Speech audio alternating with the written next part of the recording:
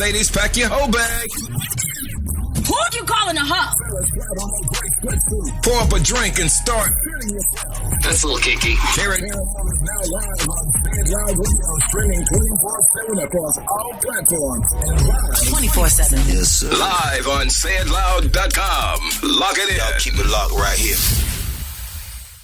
It is another episode of Say It Loud podcast, and today in our hot seat we have Mr. Victor Jones. Mr. Jones, how are you?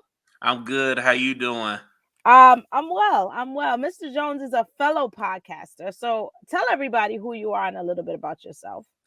What's going on, everybody? My name is Victor Jones. I'm the host of the Liquor Talk podcast, the podcast that tells you the more you drink, the better we sound.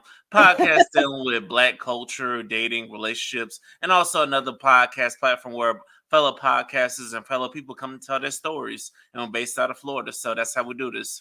Love it. I love it. So I actually was on Liquor Talk podcast, I think last year sometime, and we had a good time, and I wanted to bring you back and just kind of share with the people some of the work that you're doing and some of the nonsense and stuff that you talk about on the show, because I think it's stuff people need to hear. They need to tap into that and tune in. Yes. We talk about the good, the bad, the ugly. We talk about what's trending on social media, and we break everything down. From you're gonna hear some perspectives you like and some perspectives you're not gonna like. What's trending on social media now? What are we talking about? Well, I know lately people have just been talking about these crazy dating scenarios, the $200 dates, and whether or not they agree with Kevin Samuels and that stuff. And then I also see people talking about Squid Games too. That series on Netflix. Yeah, I did watch it because of all the hype around it. So, what do you think of Kevin Samuels? You know what? I think it's somebody who just keeps it real. You know what I'm saying? It's like people are not going to agree with everything he say, but I feel like people are going to agree with the majority he said, and I also feel like people will take the part of what he said that they don't agree with and go in on it. They don't play the whole story, because that's how I found out about him. I just like, okay, who is this guy? Let me check him out. I just sat there and listened to the whole conversation. And that's what people do a lot. They take the part that they don't agree with, then they go in on that part. Right. Or they take the clip that they hear, right? Just a little snippet, but not the context of the conversation. I actually think I have mixed feelings about Kevin Samuels. I think sometimes I think he's a shock jock. So, Howard Stern, Wendy Williams, I think he likes to push the envelope. You know what I mean? And sometimes there's people that do that because he's gotten this whole following from pushing those boundaries. So I think that sometimes, and then other times I think that some of the shit he be saying is actually true, right? Some of it is like, damn, sis, that hurt, but he do be right. He do. And then other times I'm like, I don't know how his high value system really works, because I think it depends on what people value. And if his value is only based on for women looks and men for money, then that system wouldn't work for me personally. You know what I mean? So, because he's always talking about like high value woman and she's got to be a 10. And I'm like, the sister getting on the bus every day that gonna hold you down, you know what I mean, and pack your lunch in the morning, she might not be a 10, but the integrity is there, and the same thing for the high value men. There's a lot of high value men he talks about, and they got to make a certain amount of money. And I was saying there's a lot of men that are like blue collar workers that get up every day and drop the mail off and empty the garbage and are doing those jobs and driving the train and driving the bus, and they're good dudes. And so I kind of feel like, I don't know how I feel about his value system. And then he's not the most attractive man I ever seen. So sometimes when he talks, I'm just like, but my dude, don't nobody want that from you though. Like, you are not, I don't know. He doesn't do it for me. So sometimes the things that he says, I'm just like, yeah, but not from you. You're not the guy. You're not the one. You're not the one. You're not Drake. You're not like, you know what I mean? You're not that guy. Yeah, so Yeah, I totally get where you come from with that. And when he be talking about the weight and stuff, I'm like, dude, have you not seen my 600-pound life? Because yeah, almost everybody on there got a boyfriend or something yeah, like that. They all in a yeah, relationship, so you could yeah, toss the weight thing out the window. And yeah. also the about money, you could toss that out the window too, because it's a whole lot of people getting pregnant by broke people. So come on now. Yeah, like he was on. He had a. I heard a snippet the other day, and he was like, "If you want to have a healthy relationship with a woman, you got to make X amount of dollars and pay for everything so that you have control." And I was like, "That sounds like you toxic, son. Like you sound like you got some issues, where you feel like you have to control, a woman being with you. If she want to be with you, and you're that guy, you ain't got to do all that." Agreed. It's like you shouldn't be a dictatorship. You should be your partner, you know what I'm saying? Y'all should be working Yeah. together, you know what I'm saying? Yeah, he give me a little toxic vibes a little bit. He do. He do. But what else is trending? What else are we talking about? Squid Games? What did you think about Squid Game? Man, I thought it was a symbol of everyday life. It was somebody told me you kind of live in Squid Games in real life, but don't know it because Eh? it's definitely true out here. It's like people, if you can't afford things, people do be out here dying. But I was watching it and I'm just like, there are a lot of lessons because you will think somebody's down with you, but then they'll turn around and stab you in the back, and at the first moment, you know what I'm saying, just to get the money or get the prize or whatever. So Yeah, I yeah, feel like at the end of the day, it's every man for themselves. it always is. It's like you might love your family members, but it's like if they don't have the right intentions, then guess what? And they gonna have to die. It's like you feel bad seeing it because it also shows where it's just a whole bunch of broke people and the rich people just watching. I'm like, Right. it sounds just like America, where I you know. got a whole bunch of rich people with the power and the money to do something about it, but they just trying to find ways to make more money. And exploit the poor people because that's what they did. They took all the people in financial situations like now you got Hmm. to do this, right? We own you now, and now you're a slave to the money, which is how Hmm. we're living. So yeah, I kind of liked it. I was kind of gory certain parts of it. I was like, wow, this is really crazy. The guy that wrote this must do drugs because like I would have never thought of these games. But I think I was like an underdog story. So the Hmm. fact that the guy like wrote this 9-10 years ago and couldn't get anyone to produce it, and then it becomes the number one show Hmm. on Netflix like ever. I just think it's dope. Like I love when people get a shot like that and it just, you know, blow into something else. I just don't know if they're gonna be able to bring it back in a season two. He said he working on it though. I guess maybe I don't know. I think maybe he showed a hint about season two where the man who won turns around and tries to do something about it. So maybe they follow him around to see if he can crack the code and figure out how to bring it into the games. I don't know. Yeah, it should be pretty interesting.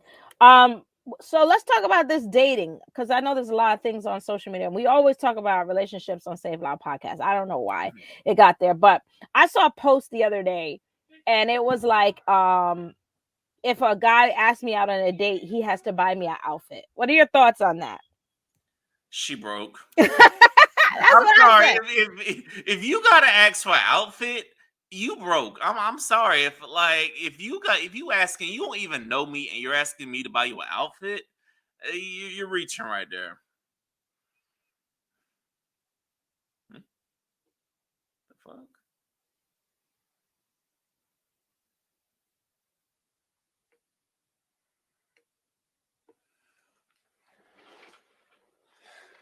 The fuck, StreamYard? Seriously.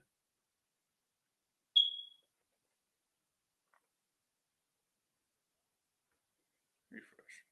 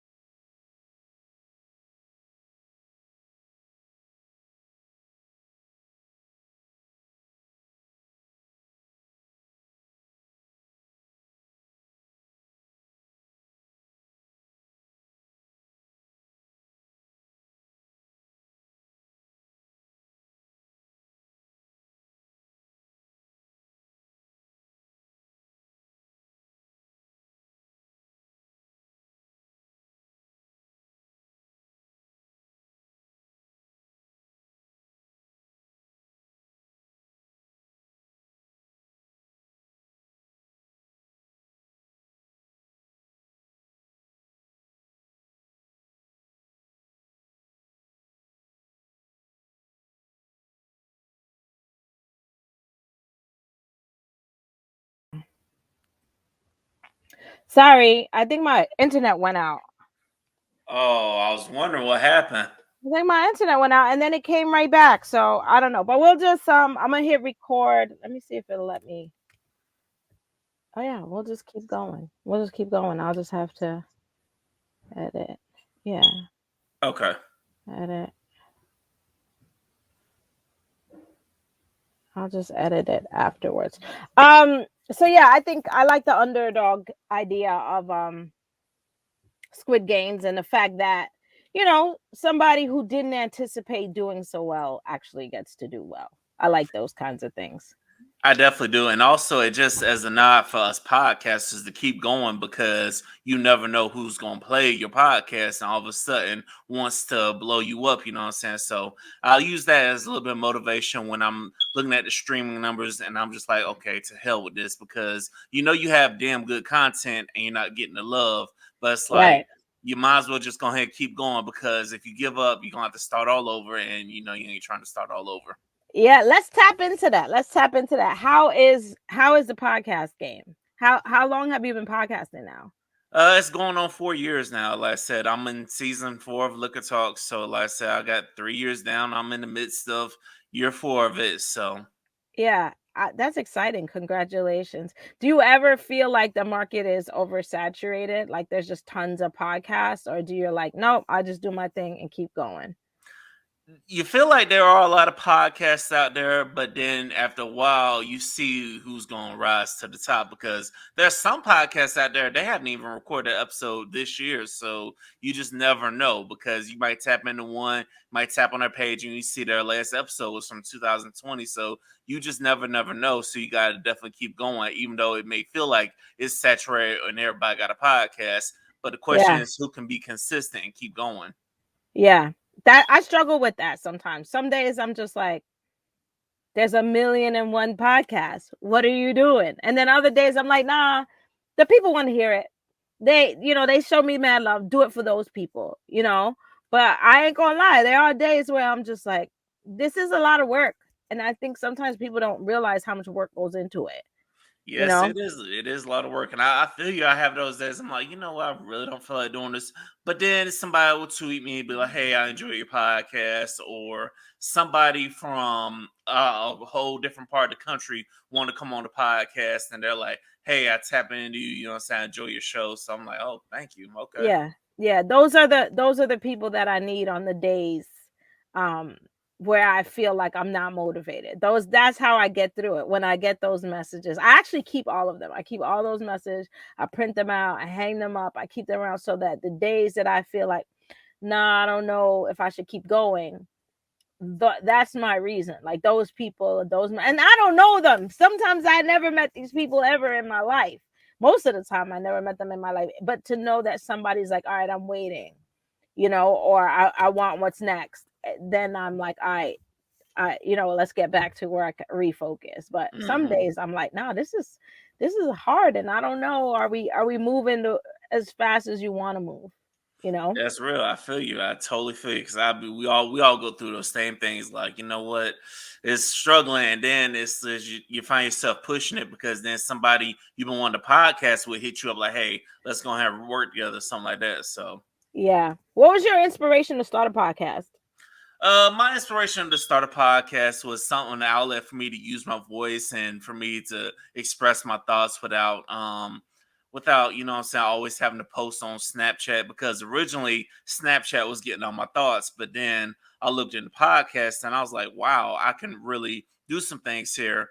And then I just got started and I started meeting people and I started making connections. I'm like, and now that's what kept me going. And plus when you go to a networking event and you're getting a lot of positive feedback for having a podcast, that's what really will keep you going, you know what I'm saying? Because of all like the positive feedback you get and everybody encouraging you to keep going, keep it going. So even people that done left the podcast who still see that you done kept it going, they even motivated. It motivated them. I said, yeah, it should show you that I'm motivated that, you know what I'm saying, with or without you, we're gonna be great. So I guess that's what motivated me to kind of start a podcast and kind of keep it going. Yeah, that's exciting though. I never really thought about it like that, but you're right. It does work when people say to you, where I'm going to keep going and I'm glad that you keep going. and so on. So I love that. So like, what's the craziest topic you ever had on the show? Ooh, that's a good one. The craziest topic, I think the craziest topic we ever had on the show was going through a hoe phase. And is it necessary for somebody to go through a hoe phase? And that was actually the season 3 premiere where we had a sex podcast and another fellow podcaster on. It was a bunch of ladies and 2 guys. We kind of went in on it. Talk about, do people need to have a hoe phase before they get into a relationship?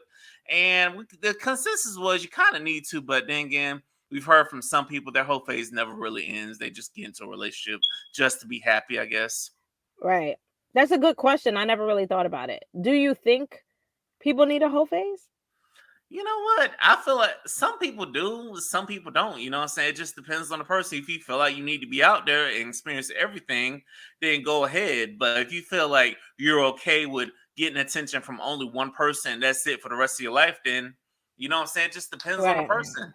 Yeah, I tend to agree with that. I think it does depend on the person. I don't think everyone needs to have a whole phase, but I also think, do you think there's a time limit for your whole phase? Like, can you be in your whole phase at like 55? I just want to know. I mean, if you want great health and you want to be a sugar mama or a sugar daddy, then go ahead. Okay. I didn't know, because I'm like, well, I feel like, because in my mind, I'm like, whole phase is more like before you settle down. So if you're trying to settle down, have your whole phase before. But like, what happens if you're just like, I don't know, like 45, 50 years old, and you're just a 55 and you're just like, okay, I'm going to just do it now because I didn't get to do it before. Does whole phase run out? I mean, you could do that, but then you gotta look at your options, like who wants you and who's gonna fulfill your needs. Other old people. Yeah, I mean, if that's what you like, then go for it. I mean, but sometimes the older people might want somebody young. You know what I'm saying? They might want somebody young. Yeah, that is true. I don't know. I never thought about it. I do think that people are having whole phases whenever they want now. I think it just depends on life. Like, like people getting divorced and they're like, fuck it, I'm gonna have a whole phase for 2 years before I settle down, and then they're 60, but I guess they playing pinochle and hanging out, after church for pie.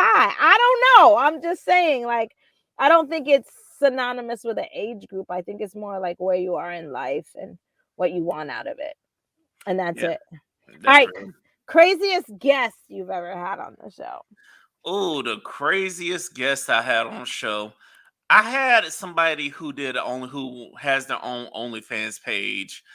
They came on, they talked about giving amazing head and called themselves an oralist. That's episode 160.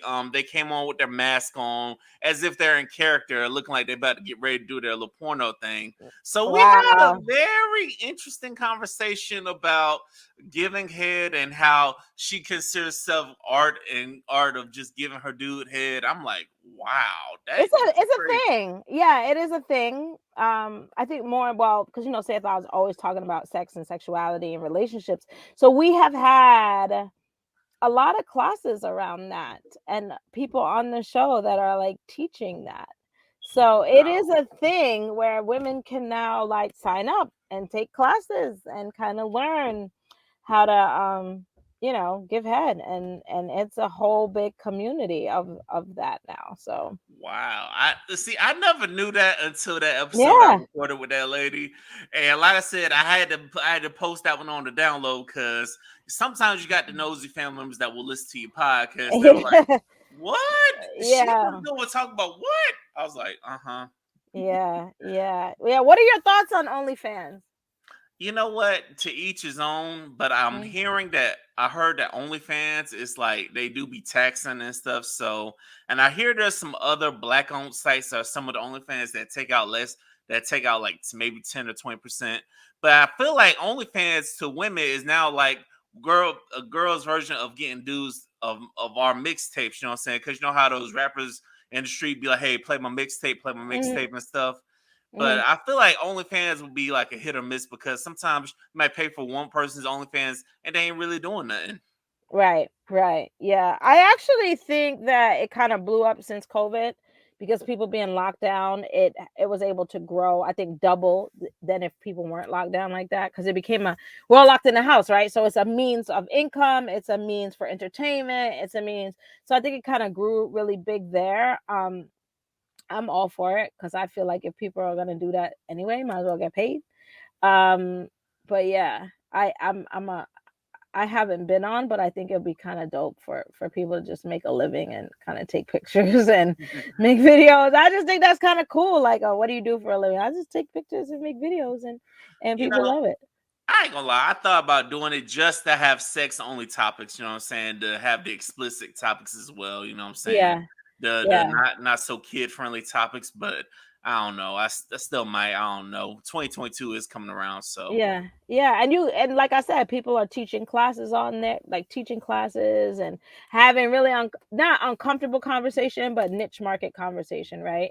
And so I feel like it's a means to an end. I'm not even mad at it. I'm like, the more people get in, the better. Why not?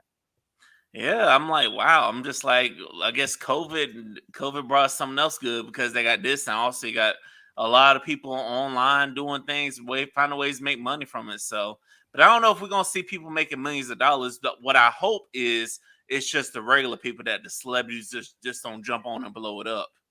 Yeah, they probably will, because that's what they do. That's what they do. Whatever's trending, they're like, I'm gonna do that and I'm gonna do that bigger. The same thing with IG though. I feel like prior to COVID, like people weren't going live as much. And then in the height of COVID, it was like DJs every night, DJing online, and people having these online shows now that they didn't have prior to COVID, So I definitely think that kind of changed the trajectory of social media, and for us podcasters too. Yeah, that's true. It's been a boom of podcasts because I know people that got finally, they were like, they told me their stories. They were like, I was looking for a time to get started, and then COVID happens, and then that's when I got started. I'm like, okay, you COVID podcaster. Some people call them COVID podcasters. Yeah, like COVID babies. They're like COVID podcasters. They're like pop-up podcasts. And for me, I was recording live with people. And so when the pandemic hit, it was like, all right, well, how are you going to convert this into some type of online interview system? Because we can't be in person anymore. And so it kind of made me have to, like, all right, we have to learn resources and figure this out so that we could continue to put out product, content. So it was really interesting because you're like, all of a sudden you're like, all right, well, now I can't go meet with my friend and record. So now we got to figure out, all right. But on the other hand, it kind of made it really cool because I could interview you in Florida. And now things that you're like, no, I can't do it. Now everybody's right at everybody's fingertips. We're an email away. And honestly, that's when I really experienced my big boom in podcasting, when I discovered all of this technology. Because originally it was just me. I had a co-host, and then up until about episode 90 of Look Talk, I had a co-host, and then the big boom happened. I just figured out ways to, do a record online where I can be here in Florida and record people in different states. And that's when the big podcasting boom happened. Yeah, I think that was great because now that gives us the opportunity to speak to people all over the world. Where before we were like, well, you got to come to the studio, you got to come to the house, you got to come to the garage. Now it's just like, yo, log on and let's get it popping. So yeah, I think that grew a lot of podcasts, and a lot of were born, but I think that grew. The podcasters that were staying steadfast were like, all right, let me adjust.